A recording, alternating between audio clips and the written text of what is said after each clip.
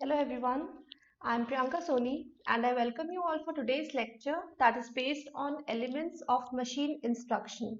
तो आज का जो लेक्चर है वो बेसिकली बेस्ड है इंस्ट्रक्शन पे, दैट इज हम इंस्ट्रक्शन के कौन कौन से एलिमेंट्स हैं जिन्हें हम यूज करेंगे. So let's start a topic that is elements of machine instruction.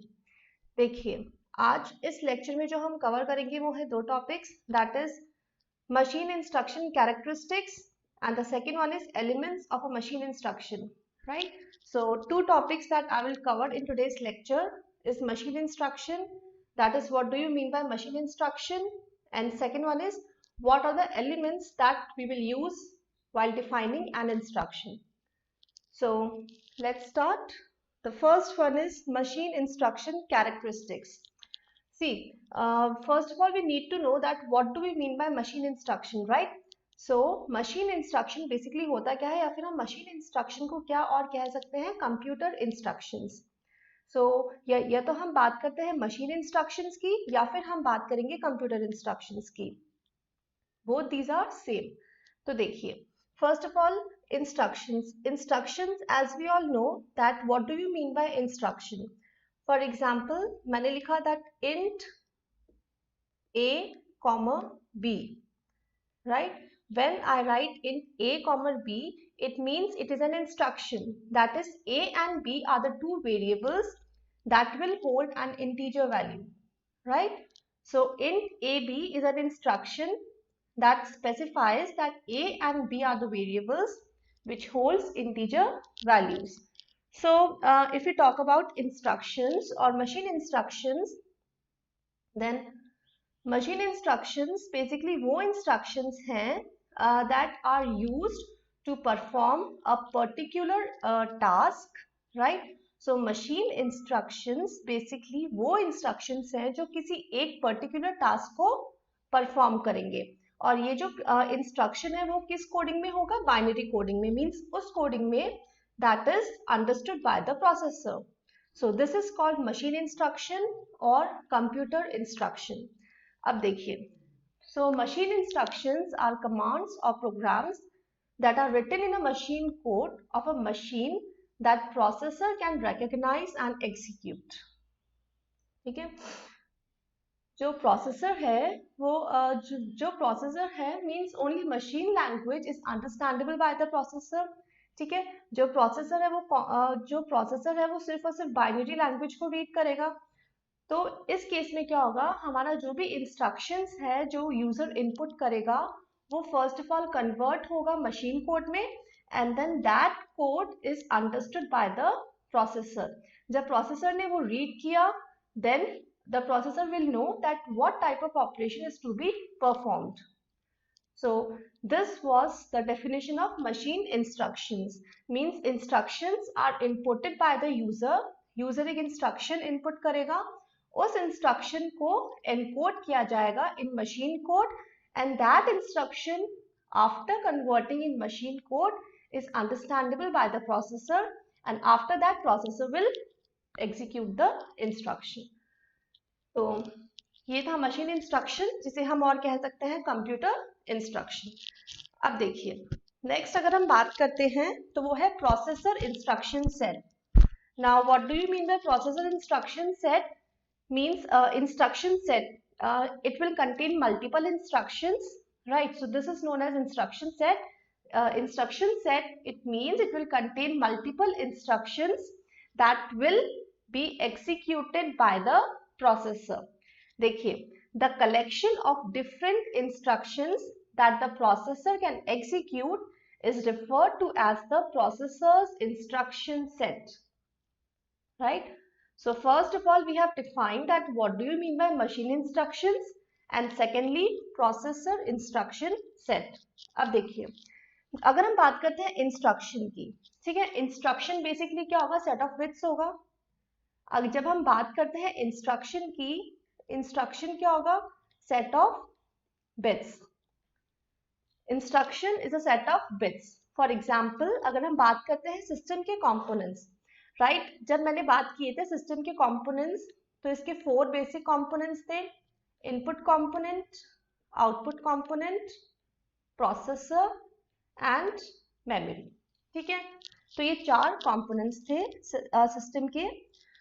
System components ये क्या करेंगे, जो सिस्टम कंपोनेंट्स है वो इंफॉर्मेशन को भी कौन से फॉर्म में डील करेंगे, बाइनरी फॉर्म में, राइट। सो अगर इन केस अगर इनपुट कंपोनेंट से कोई भी डेटा इनपुट हुआ है तो फिर फर्स्ट ऑफ ऑल किस में कन्वर्ट होगा, इन बाइनरी फॉर्म। तो जो भी डेटा है चाहे वो किसी भी कंपोनेंट के थ्रू हम यूज करें वो हमेशा बाइनरी फॉर्म में ही कन्वर्ट होगा। उसी के बाद में जो प्रोसेसर है वो उसका एग्जीक्यूशन करना स्टार्ट होगा। So any information that is to be represented, ठीक है, कोई सी भी इंफॉर्मेशन जो हमें रिप्रेजेंट करनी है वो किस फॉर्म में होगी, या तो होगी 0 के फॉर्म में या फिर होगी 1 के फॉर्म में। So this is what we know. Now next is, अब देखिए इंफॉर्मेशन हमें क्लियर हुई, इंस्ट्रक्शन हमें क्लियर हुआ, what do you mean by instruction. Then हमने बात किया इंस्ट्रक्शन सेट के बारे में, फिर हमने बात किया प्रोसेसर इंस्ट्रक्शन सेट। ठीक है, तो इंस्ट्रक्शंस बेसिकली क्या होंगे, ये बेसिकली कमांड्स और प्रोग्राम्स होते हैं जो किस लैंग्वेज में होंगे, मशीन कोड में होंगे। क्यों होंगे मशीन कोड में, बिकॉज जो प्रोग्राम्स हैं, programs converted into machine code are easily understandable by the processor, right। फिर हमने बात की थी processors instruction set। so अब हम बात करेंगे, देखिए इंस्ट्रक्शन हमने डिफाइन किए, राइट। इंस्ट्रक्शन हमने डिफाइन किए लाइक इन a, b, ये इंस्ट्रक्शन यूजर ने डिफाइन किए। अब ये जो इंस्ट्रक्शन है वो हम कैसे कन्वे करेंगे प्रोसेसर के पास, तो जो भी हम इंस्ट्रक्शंस को इनपुट कराएंगे वो कैसे कन्वर्ट होती है बाइनरी फॉर्म में, या फिर प्रोसेसर कैसे डील करता है इन इंस्ट्रक्शंस को, तो उनके लिए हमें पढ़ना होगा एलिमेंट्स ऑफ मशीन इंस्ट्रक्शन। ठीक है, क्या है topic, elements of machine instruction. अब देखिए इसमें अगर हम बात करते हैं एलिमेंट्स की, तो हर एक इंस्ट्रक्शन, फॉर एग्जाम्पल मैंने एक इंस्ट्रक्शन लिखा that is C equals to A plus B। सबसे simple, C equals to A plus B। First of all we need to know that इस इंस्ट्रक्शन में कौन सा ऑपरेशन परफॉर्म होगा, एडिशन, प्लस हमने इसमें 3 ऑपकोड्स और 3 ऑपरेंड्स यूज किए हैं that is C, A and B। ठीक है, हमने इसमें 3 ऑपरेंड्स यूज किए हैं और एक ऑपरेशन कोड, राइट। सो देखिए ये सब इनके एलिमेंट्स हैं, like opcode that is operation code plus operands, ये हमारे हो जाएंगे सोर्स ऑपरेंड्स। क्यों, क्योंकि हम इन ऑपरेंड्स पे ऑपरेशन परफॉर्म करेंगे।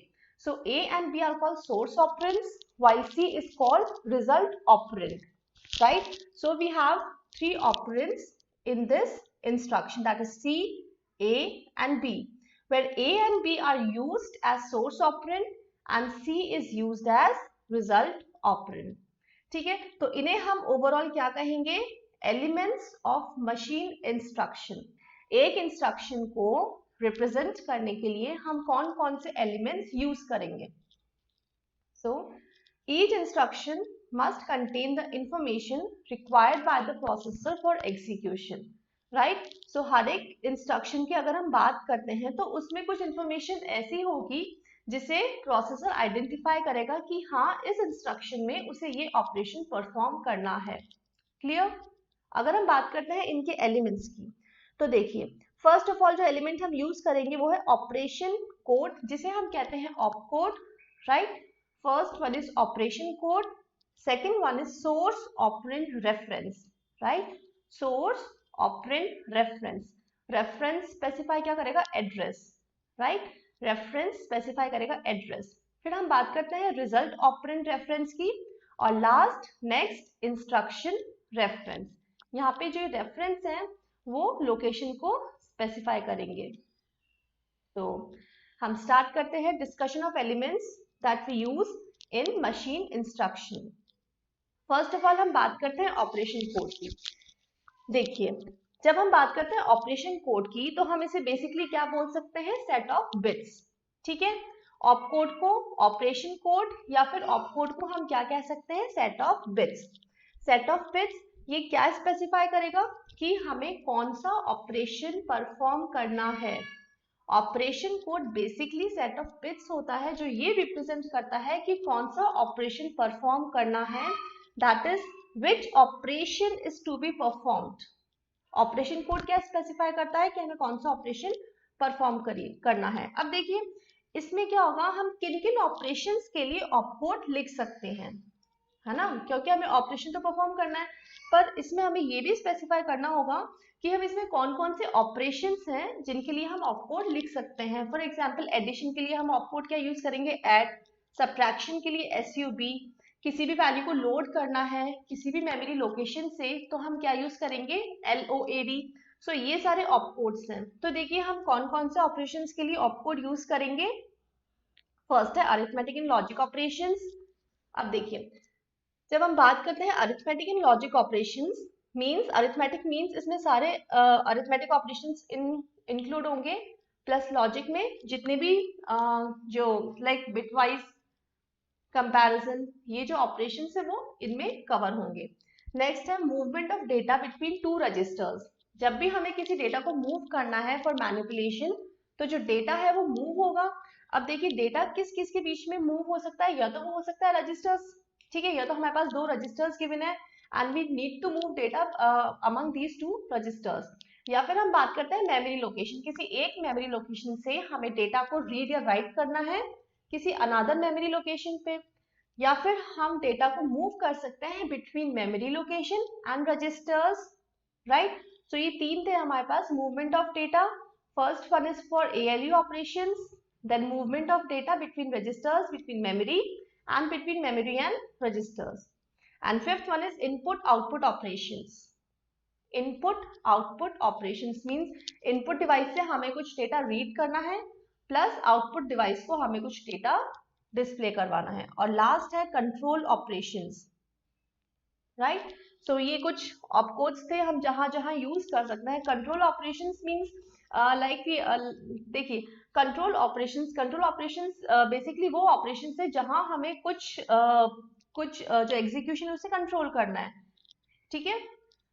सो फर्स्ट ऑफ ऑल हम बात करते हैं ऑपरेशन कोड। देखिए यहाँ हमने पढ़ा था फर्स्ट एलिमेंट है ऑपरेशन कोड। तो ऑपरेशन कोड में हमने ये पढ़ा कि ये बेसिकली कौन सा ऑपरेशन है ये उसको स्पेसिफाई करेगा, ठीक है। अगर हमने ऑपकोड यूज किया ऐड, इट मींस जो हमारे पास डेटा अवेलेबल है, जो हमारे पास ऑपरेंड्स अवेलेबल है उनके बीच में कौन सा ऑपरेशन परफॉर्म होगा, एडिशन। सो ऑपकोड बेसिकली स्पेसिफाई करता है कि जो प्रोसेसर है उसे कौन सा ऑपरेशन परफॉर्म करना है बिटवीन द ऑपरेंड्स। अब हम बात करते हैं second, that is source operand reference. अब देखिए जब हम बात करेंगे सोर्स ऑपरेंड रेफरेंस की, तो सोर्स ऑपरेंड रेफरेंस बेसिकली क्या होता है, जिस डेटा पे ऑपरेशन परफॉर्म करना है, राइट, वो ऑपरेंड जिन पे हमें ऑपरेशन परफॉर्म करवाना है, that is the data that is input to the operation. For example जैसे मैंने यहाँ पे लिखा C equals to A plus B, ठीक है। तो यहाँ अगर हम बात करेंगे सोर्स ऑपरेंड की, तो सोर्स ऑपरेंड क्या होंगे, वो डेटा जिन पे हमें ऑपरेशन परफॉर्म करवाना है। दैट मीन्स हमें क्या करवाना है, जैसे A में है 10 B में है 10, तो हमें इन दोनों की वैल्यूज को ऐड करवाना है। मीन्स जो A और B है वो सोर्स ऑपरेंड होंगे, ठीक है। दैट इज सोर्स ऑपरेंड क्या होगा, बेसिकली वो डेटा जो ऑपरेशन के लिए एज एन इनपुट वर्क करेगा, that is called source operand reference. अब हम बात करते हैं रिजल्ट ऑपरेंड रेफरेंस की। देखिए क्योंकि कुछ ना कुछ ऑपरेशन परफॉर्म किया है, ठीक है, जैसे कि हमने परफॉर्म किया A प्लस B, तो इनका जो रिजल्ट है वो हम कहाँ स्टोर करेंगे, वो भी एक ऑपरेंड में ही स्टोर होगा। तो इस रिजल्ट को इनका जो रिजल्ट है हम जिस ऑपरेंड में स्टोर करेंगे वो क्या होगा, रिजल्ट ऑपरेंड, है ना। तो अब हम बात करेंगे रिजल्ट ऑपरेंड रेफरेंस की। जब हम बात करते हैं रिजल्ट ऑपरेंड रेफरेंस की, मींस ये वो ऑपरेंड है जो किसी अरिथमेटिक ऑपरेशन का रिजल्ट स्टोर करेगा। So it will produce a result. जब हम बात करते हैं ऑपरेंड की, तो देखिए ये जो ऑपरेंड है हम यूज करेंगे उन डेटा के लिए ठीक है, ऑपरेंड हम किन के लिए यूज करेंगे? ऑपरेंड हम उन डेटा के लिए यूज करेंगे जो इंस्ट्रक्शन में प्रेजेंट होंगे। ठीक है, जैसे कि यहाँ प्रेजेंट है सी, ए एंड बी, तो हम ए, बी एंड सी के लिए हम ऑपरेंड यूज करेंगे। और ये जो ऑपरेंड है, and that operand may be used in computation, या तो उसे हम कंप्यूटेशन में यूज कर सकते हैं, और इधर we can use that operand in order to store the result. मतलब हम ऑपरेंड को दो तरीके से यूज कर सकते हैं, या तो हम ऑपरेंड्स को यूज कर सकते हैं कैलकुलेशंस में, मैनिपुलेशंस में, या फिर हम ऑपरेंड को यूज कर सकते हैं in order to store the result. So clear, what do you mean by operand, what do you mean by source operand and what do you mean by result operand? तो ये तीनों point है, clear है। देखिए अब हम बात करते हैं रेफरेंस की। हमने यूज किया है source operand reference and result operand reference. हमने यहाँ पे जो रेफरेंस यूज किया है, ये बेसिकली जब मैंने आपको स्टार्टिंग में कहा था कि रेफरेंस किसको स्पेसिफाई करेगा, लोकेशन को या फिर एड्रेस को। सो रेफरेंस ये स्पेसिफाई करता है एड्रेस को। ठीक है, रेफरेंस क्या स्पेसिफाई करेगा, एड्रेस को। अब ये एड्रेस कहाँ हो सकता है, या तो ये मेमोरी में हो सकता है, या फिर प्रोसेस, या फिर इमीडिएट एड्रेस हो सकता है, या फिर इनपुट आउटपुट डिवाइस हो सकता है। ठीक है, रेफरेंस बेसिकली क्या होता है कि हमें कहाँ से डेटा को फेच करना है, या फिर हमें कहाँ डेटा को स्टोर करना है। सो ये जो लोकेशन है, ये हमारे कंप्यूटर सिस्टम में जो हमारे पास अवेलेबल है वो क्या है, या तो या तो हमें स्टोर करना है मेमोरी लोकेशन में, या फिर हम स्टोर कर सकते हैं रजिस्टर में, या इमीडिएट ऑपरेंड यूज कर सकते हैं, और else we can use input output device. तो ये चार हमारे पास रेफरेंसेस हैं जहां से हम ऑपरेंड को यूज करेंगे। अब देखिए, अब हम बात करते हैं first of all memory location की। जब हम बात करते हैं मेमोरी लोकेशन की, तो देखिए मेमोरी लोकेशन में क्या होगा, जैसे फॉर एग्जांपल हमें ऑपरेंड को राइट करना है। ठीक है, हमें किसी ऑपरेंड को राइट करना है, means we have to write a equals to 10। जब हमें किसी भी मेमोरी में ऑपरेंड को राइट करना है, मींस जब इंस्ट्रक्शन से सोर्स और मेमोरी ऑपरेंड के रेफरेंस रीड या राइट करेंगे, तब उस मेमोरी लोकेशन को, तब उस मेमोरी का जो लोकेशन है वो हम स्पेसिफाई करेंगे इंस्ट्रक्शन में। ठीक है, मेमोरी लोकेशन में क्या होगा, फॉर एग्जाम्पल हमें ये राइट ऑपरेशन परफॉर्म करना है। जब भी हम ये राइट ऑपरेशन परफॉर्म करेंगे, तो ये ऑपरेशन परफॉर्म करने से पहले हमें क्या पता होना चाहिए, मेमोरी लोकेशन, कि हमें ये जो a=10 है वो हमें कहाँ स्पेसिफाई करना है। ठीक है, ये सब प्रोसेस कौन यूज करेगा, प्रोसेसर यूज करेगा। सो a=10 मीन्स मेमोरी में कुछ भी डेटा को रीड या राइट करने के लिए we need to specify the address, that is from where the data is to be read और from where the data has to be written. Next we talk about processor register. अब देखिए, processor में भी कुछ ऐसे registers होते हैं जिन पे हम मैनिपुलेशंस कर सकते हैं। फॉर एग्जाम्पल जब हम बात करते हैं प्रोसेसर रजिस्टर की, सो किसी भी रजिस्टर से डेटा को रीड या राइट करना है। देखिए जब हमने बात की थी किसी भी डेटा को रीड या राइट करना है मेमोरी से, तो हम उसे क्या कहेंगे, मेमोरी लोकेशन। अब हमें किसी भी डेटा को रीड करना है, रीड या राइट करना है रजिस्टर से। अगर हमें किसी भी डेटा को रीड करना है, रीड या राइट करना है रजिस्टर से, then in instruction we have to specify that register, right. अगर हम किसी मेमोरी लोकेशन से डेटा को रीड या राइट करते हैं, तो हमें इंस्ट्रक्शन में क्या करना होगा, वो एड्रेस स्पेसिफाई करना होगा। बट अगर हम किसी रजिस्टर से डेटा या रीड या राइट करेंगे, तो हमें इंस्ट्रक्शन में वही रजिस्टर स्पेसिफाई करना होगा। So this is the difference between memory location and processor register. So अब देखिए, अगर हम बात करते हैं रजिस्टर्स की, सपोज हमने यूज किया एक रजिस्टर, सो उसमें हमने हर एक रजिस्टर को देखिए यूनिक आईडी स्पेसिफाई, हर एक रजिस्टर की एक यूनिक आईडी होगी। फॉर इन केस अगर हम मल्टीपल रजिस्टर्स यूज करेंगे, तो उनमें क्या वर्क करेगा, यूनिक आईडी वर्क करेगा। देखिए अगर हम बात करते हैं एडिशन की, फॉर एग्जाम्पल हमें एक ऑपरेशन परफॉर्म करना है एडिशन, हमें एक ऑपरेशन परफॉर्म करना है एडिशन। सो इसके लिए हमारे पास दो सोर्स ऑपरेंड है, दैट इज ए और एक बी। जब हमें ये एडिशन ऑपरेशन परफॉर्म करना है उसमें हमारे पास दो सोर्स ऑपरेंड है। The first one is A and the second one is B. अब यूजर ने क्या किया, यूजर ने जब इंस्ट्रक्शन क्रिएट किया उसने सिंपली ऐसे लिखा ऐड ए, राइट। जब उसने लिखा ऐड ए मतलब यूजर ने सिर्फ और सिर्फ एक ही ऑपरेंड स्पेसिफाई किया है।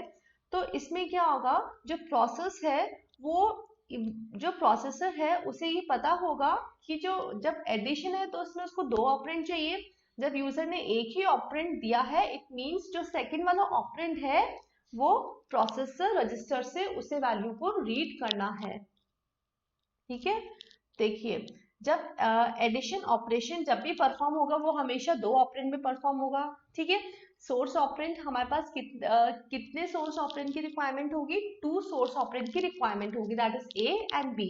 और इन केस अगर यूजर एक इंस्ट्रक्शन में सिर्फ और सिर्फ एक ही ऑपरेंड स्पेसिफाई करता है, इसका मतलब ये है कि जो प्रोसेसर है वो क्या करेगा, जो दूसरा जो सोर्स ऑपरेंड है वो कहाँ से रीड करेगा, प्रोसेसर रजिस्टर में से।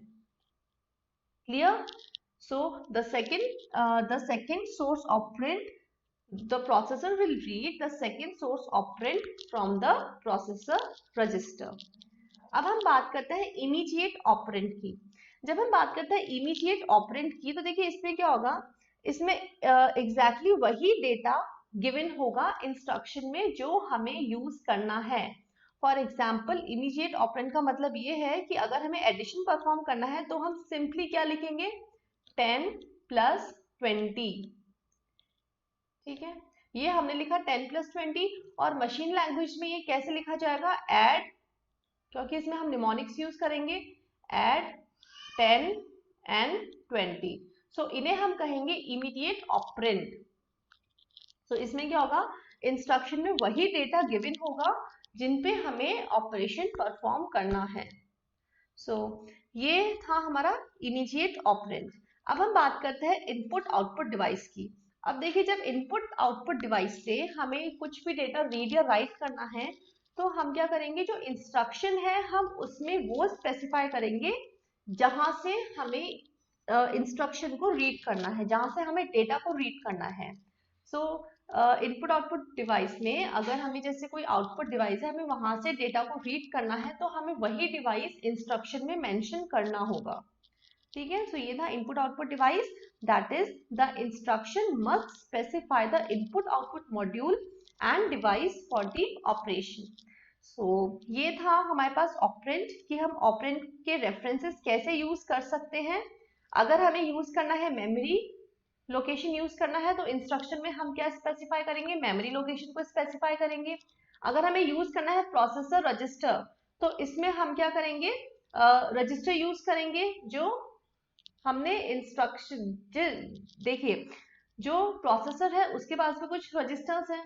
ठीक है, तो अगर हमें कुछ ऐसा ऑपरेंड चाहिए जो पहले से ही प्रोसेसर रजिस्टर में स्टोर है तो हम क्या करेंगे, जैसे कि एक ऑपरेशन है जिसमें दो ऑपरेंड्स रिक्वायर है तो हम सिर्फ और सिर्फ फर्स्ट ऑपरेंड देंगे और सेकंड ऑपरेंड अंडरस्टूड होगा बाय प्रोसेसर कि हाँ जो सेकंड ऑपरेंड है वो हमें कैसे यूज करना है, एज अ प्रोसेसर रजिस्टर।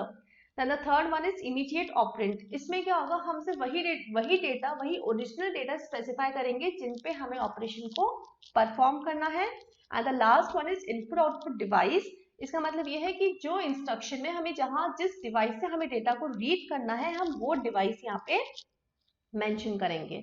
तो आज का जो हमारा टॉपिक था that is elements of machine instruction, वो यहाँ पे सारे क्लियर हुए। मीन्स हम कौन कौन से एलिमेंट्स हैं जो हम यूज करेंगे in order to write the instruction. तो इसमें हम इंक्लूड करे थे operation code plus source operand reference plus result operand reference and the last one is next instruction reference. अब देखिए हमारा जो लास्ट है वो है next instruction reference. Next instruction reference क्या होगा, ये बेसिकली वो एड्रेस होल्ड करेगा जो प्रोसेसर नेक्स्ट इंस्ट्रक्शन को एग्जीक्यूट करेगा। फॉर एग्जाम्पल हमारे पास नंबर ऑफ इंस्ट्रक्शंस हैं, अभी जो प्रोसेसर एग्जीक्यूट कर रहा है वो है सेकंड इंस्ट्रक्शन। ठीक है, तो जो नेक्स्ट इंस्ट्रक्शन रेफरेंस है इसमें वो कौन सा एड्रेस होल्ड करेगा, नेक्स्ट इंस्ट्रक्शन का। तो इसका सपोज एड्रेस है 103, तो नेक्स्ट इंस्ट्रक्शन रेफरेंस में वो स्टोर करेगा 103 एड्रेस। इसका मतलब ये है जब प्रोसेसर ने जैसे ही ये इंस्ट्रक्शन एग्जीक्यूट किया, वो कौन सा इंस्ट्रक्शन रीड करेगा, ये इंस्ट्रक्शन रीड करेगा, वहां उसने एड्रेस देखा कि 103 है, मींस अब उसे कौन सा इंस्ट्रक्शन एग्जीक्यूट करना है, 103। ठीक है, फिर ये अपडेट होगा 104 से। फिर जैसे ही प्रोसेसर ने ये इंस्ट्रक्शन रीड किया, फिर वो फिर से चेक करेगा कि नेक्स्ट इंस्ट्रक्शन कौन सा है, तो उसने चेक किया 104। अब वो कौन से इंस्ट्रक्शन को एग्जीक्यूट करेगा, 104। सो ये था next instruction reference. So it tells the processor where to fetch the next instruction after the execution of this instruction is complete. Means अभी जो present में वो जो instruction execute कर रहा है, इस instruction के complete execution के बाद उसे कौन सा instruction fetch करना है, इसका जो address है वो किस में hold होगा, next instruction reference में। सो ये थे आज के बेसिक एलिमेंट्स जो हम यूज करेंगे मशीन इंस्ट्रक्शन में। होप सो आपको ये सारे क्लियर होंगे।